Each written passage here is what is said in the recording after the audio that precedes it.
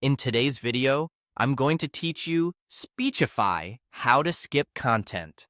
By the end, you'll know exactly how to jump backward or forward in your audio and quickly land on the parts you want to hear, whether you're studying, reviewing, or just trying to save time. First, open your web browser and head to Google. In the search bar, type Speechify and press Enter.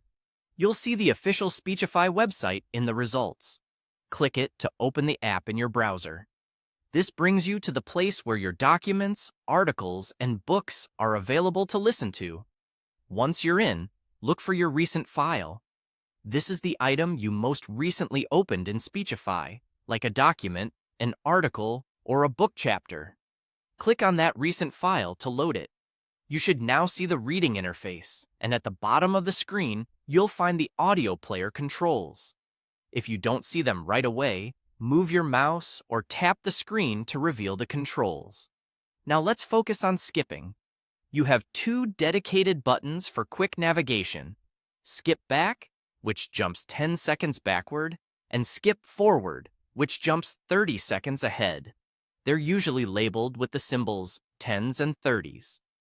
Tap Skip Back to replay a sentence you missed or to hear a key point again. Tap Skip Forward to move past a section you don't need. You can press these buttons multiple times in a row to stack the jumps, which is especially helpful when you want to move quickly through repetitive content or skip a long intro. For larger jumps, use the progress bar.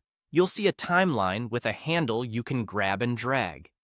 Click or tap the handle, slide it to the left to go earlier or to the right to go later, and release to land at that moment.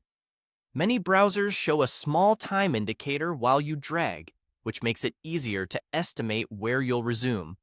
If precision matters, pause the audio first, drag to your best guess, then play to confirm. Overshoot a little? No problem. Use the Skip Back button to fine-tune. That's all you need to efficiently skip content in Speechify.